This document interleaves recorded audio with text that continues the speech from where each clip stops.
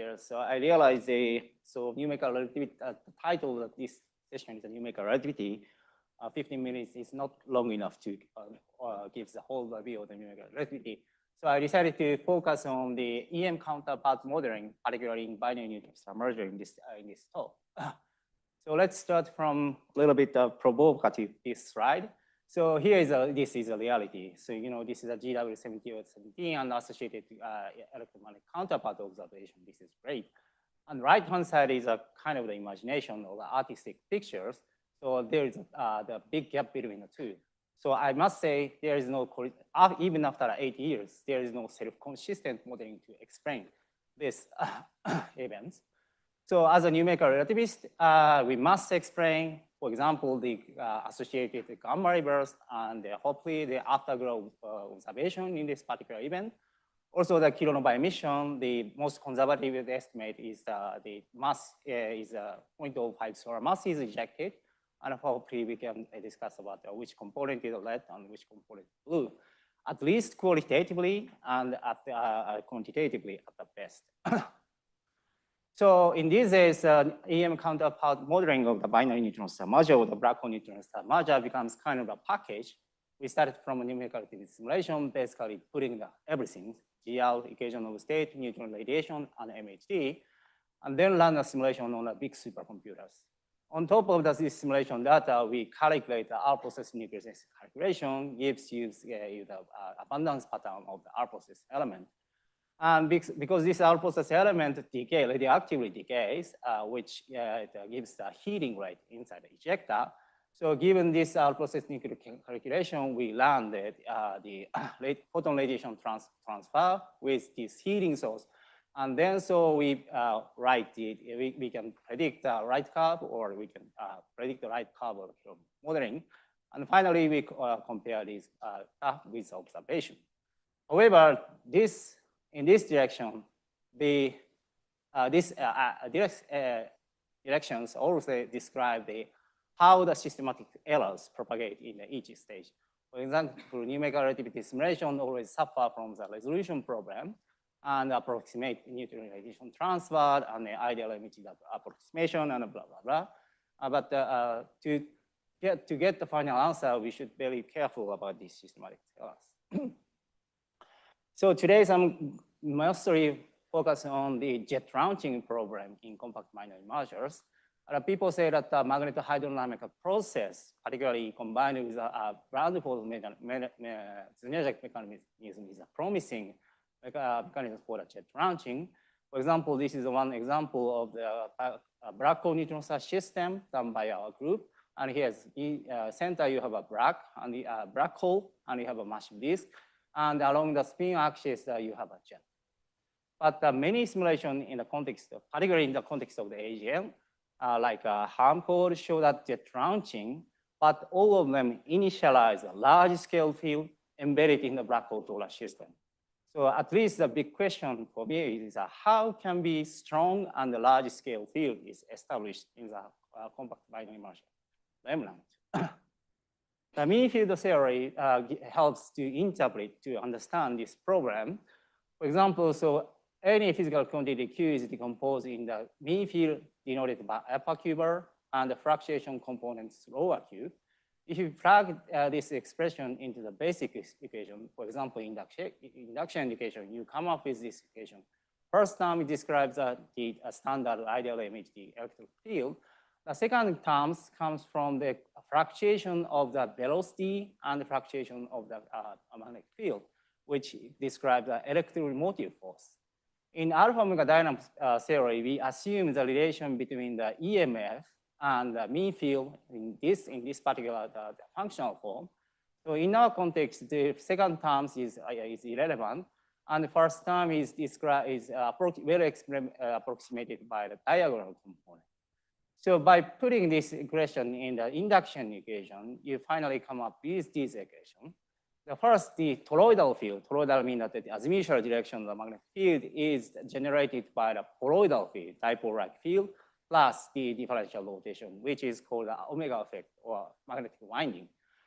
Also, the toroidal magnetic field is generated by the toroidal component EMF in the end, the toroidal component of the magnetic field, which is called the alpha effect. This equation gives the closed loop of the dynamo. Namely, it's a toroidal field generated by toroidal field. Toroidal field is generated by the toroidal field. This is the alpha effect, alpha omega effect. The next question is what produces this turbulence which describe this EMF? In binary neutron submerger context, there are two representative the instability.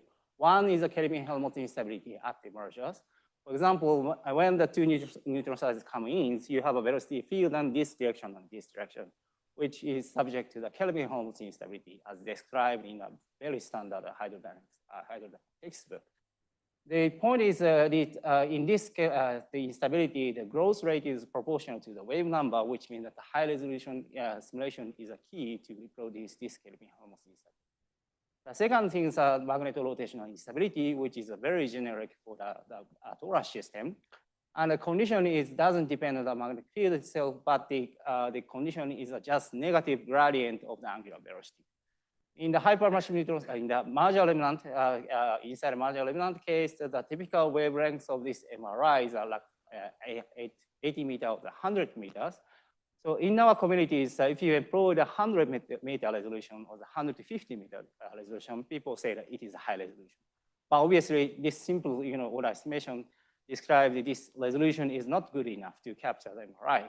Again, the high resolution is a key to properly capture this magnetorotational instability. I won't jump into the detail of the methodology, but I must say we solved the Einstein equations. We implemented a nuclear theory-based equation of state. We solved the radiation magneto-hydrodynamic equation of motion, and we also solved the Newton radiation transfer simulation.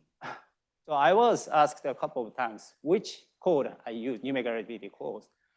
So the problem is, we use our in-house numerical relativity code. The problem is this code doesn't have any specific name because it was originally developed by Masaru Shibata 30 years ago. And this code keeps evolving, but it doesn't have a specific name. So I decided to give the name for Nanashi, which is abbreviation of the numerical relativity code for astrophysical and non-astrophysical object. Nanashi means a no name in Japanese. But the caveat is I haven't get the certificate from my collaborator. This is just tentative name. Anyway, so let's move on to the scientific part. So this summarizes the merger remnant as a function of the lifetime of the remnant massive neutron star in binary neutron submerger. Left is a prompt black hole formation case. This one is a short-lived case. Let's say the black hole is formed 10 milliseconds after the merger. Middle is the intermediate case. Let's say 100 milliseconds after the merger, black hole is formed. And right-hand side is a long-lived case. So this axis, it can be interpreted in this way. Given the binary neutron star mass, this axis describes the stiffness of the equation of state. Left describes the soft equation of state. Right describes the stiff equation of state. Because maximum mass of T of V depend on the stiffness of the equation of state. Given the equation of state, this axis also can be interpreted as a binary mass from left is large and right is small. So in this case, we have information for binary neutron submerger from the gravitational wave observation. So we can play this game given the equation of state. Today's, I only have 15 minutes, so I cannot explain all of them. I just focus on most exciting the target, at least for me, intermediate case. So these simulations say the chap mass is exactly the same as the GW7017. So I assume that BHB lambda phi and the resolution is 12.5 meters, which is the highest resolution among the numerical community. I will show the visualization, but here is you have a 6-panel. Bottom is 100 kilometers scale, and the upper panel is 2,000 kilometers. From left to the right, the densities and magnetic field and electron fractions. Let's start the animation.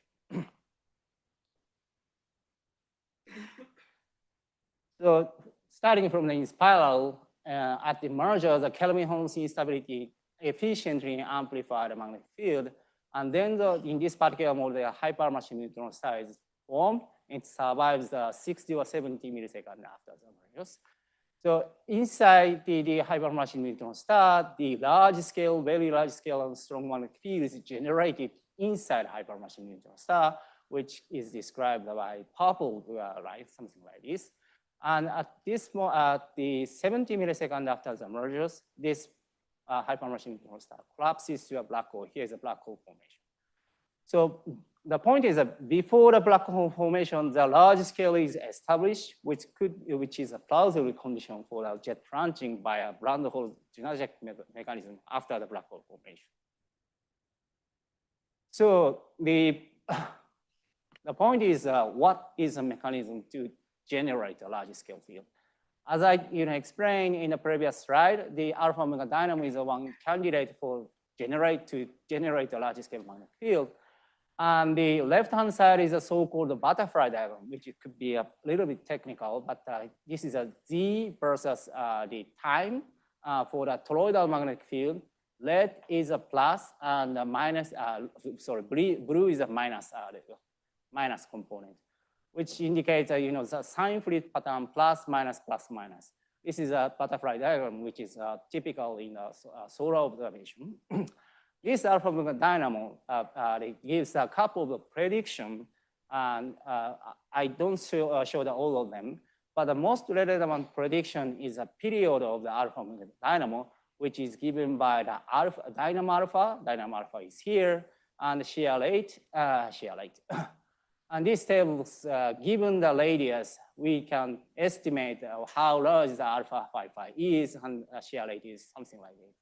Then so we can estimate with these equations, the alpha omega dynamo period, which is resulting in between 10 milliseconds and 20 milliseconds, depending on the radius. The right-hand side, the rightmost table gives the measured period from the butterfly diagram, which span from 10 to 20 milliseconds.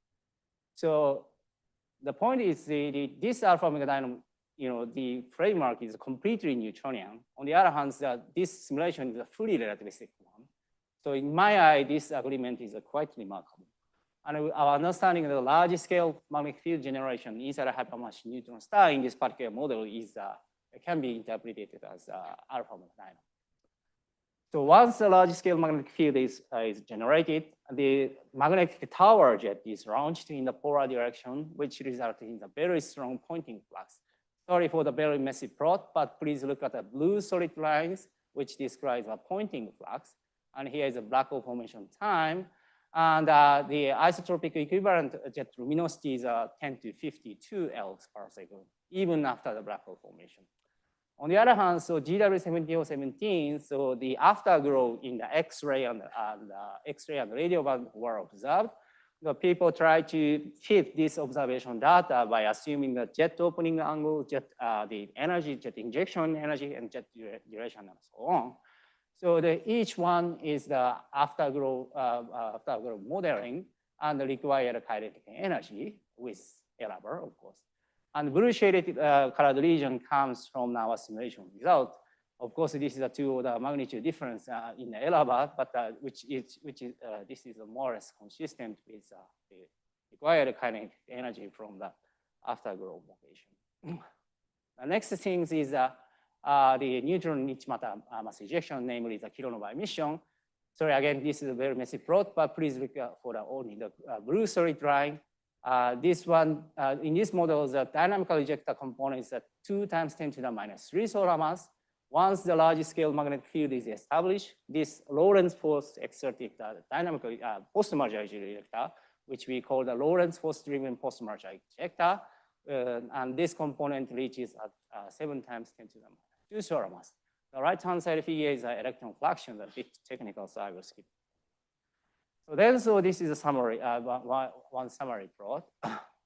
So we can, for example, in this particular model, we observe the isotropic kinetic energy 10 to 52 L per second. We can play the same game by changing the equation of state or neutral stars, blah, blah.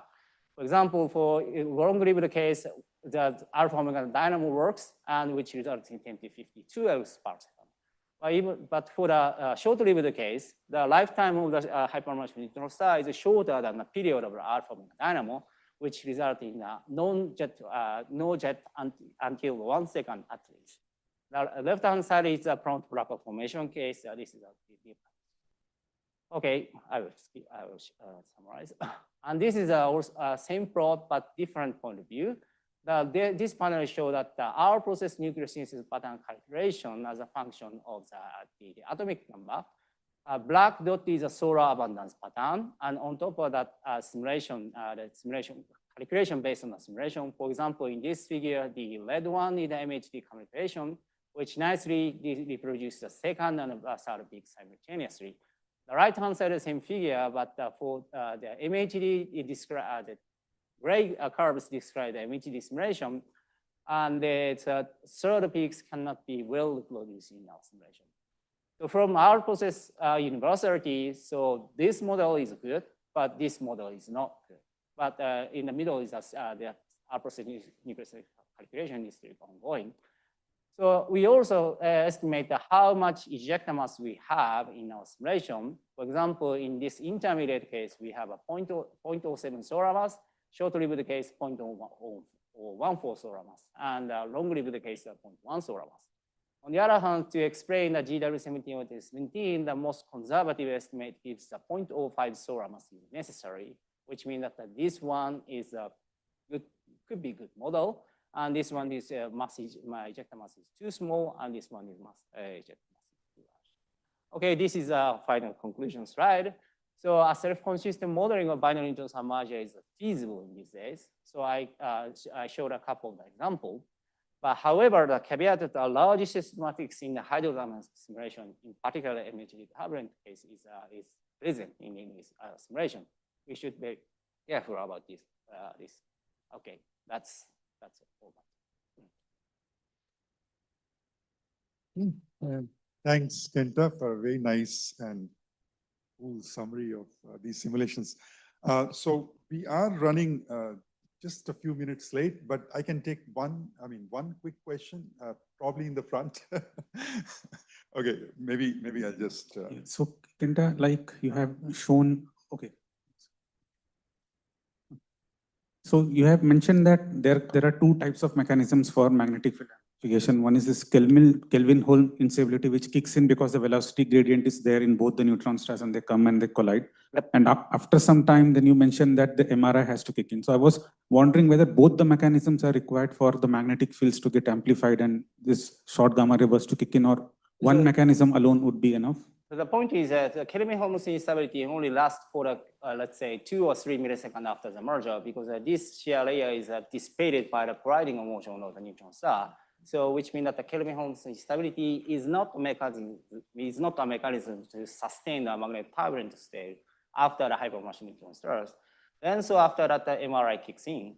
So once the Kelvin-Holm instability amplifies a small magnetic field, this MRI produces the MRI turbulence, sustained MRI turbulence. Also, like how much it is sensitive to the initial magnetic fields this neutron stars possess? So for this case, I expect that this is not insensitive for the initial magnetic field strength. Even if you start from 10 to 12 or 10 to 11 Gauss, realistically, the magnetic field strength, I almost sure it reaches up to equipartition 10 to 16 or 10 to 16.5 Gauss in a short time scale. But in that case, you need a super high resolution. Yeah, thanks. Yeah, so my question is about the hypermassive neutron star turning to a black hole. Mm-hmm. And I think you said that even then a magnetic field is attached to that black hole, right? So what is the strength of that magnetic field? Sorry, the question is this case? Yeah. Sorry. So what is the strength of magnetic field associated with the black hole?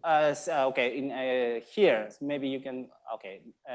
Let's say between 10 to 15 and 10 to 16 Gauss in the vicinity of the black hole. Okay, but that is less than what was associated with hypermassive neutrons? Yeah. This is associated with a large scale generated inside a hypermassive neutron, not coming from the initial magnetic field. Thanks.